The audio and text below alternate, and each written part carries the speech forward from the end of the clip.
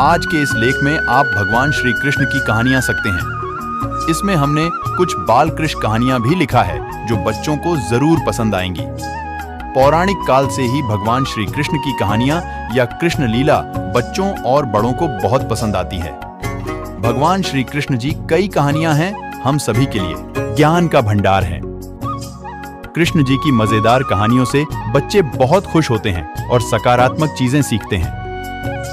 भगवान कृष्ण के जन्म की कथा से लेकर वृंदावन में उनके शरारतों की कहानियां बहुत ही अद्भुत हैं। हम भगवान कृष्ण को कई रूप में देखते हैं, जैसे बाल कृष्ण, माखन चोर कृष्ण, राधा कृष्ण और कुरुक्षेत्र में अर्जुन को गीता का सार समझाते हुए भगवान श्री कृष्ण। आज इस लेख में हमने सरल भाषा में भगवान श्री कृष्ण की कुछ कहानियों को प्रस्तुत किया है, जिसे सब पढ़कर समझ सके और आनंद के साथ साथ ज्ञान भी प्राप्त कर सकें। यह सभी कहानियां भगवान श्री कृष्ण के जीवन पर आधारित सत्य कहानियां हैं। हो सकता है इनमें से कुछ कहानियां आपने अपने माता पिता या दादा दादी से बचपन में सुना हो। भगवान श्री कृष्ण की कहानियां। 1. श्री कृष्ण और सांप कालिया की कहानी। यमुना नदी से जुड़ा हुआ एक मीठे पानी का सुंदर झील था।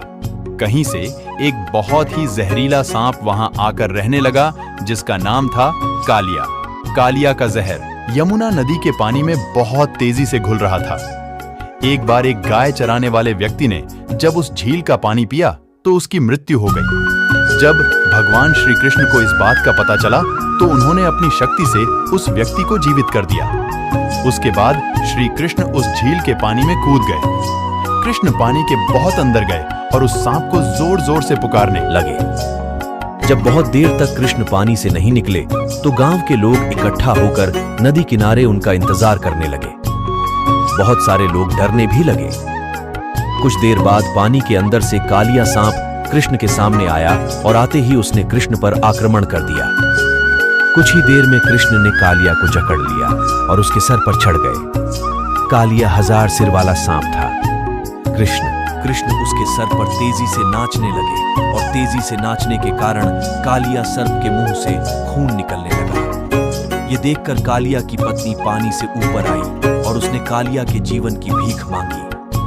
इज़ोइक कृष्ण ने उन्हें यमुना नदी किस झील को छोड़ने के लिए कहा और रामायण का द्वीप चले जाने को कहा।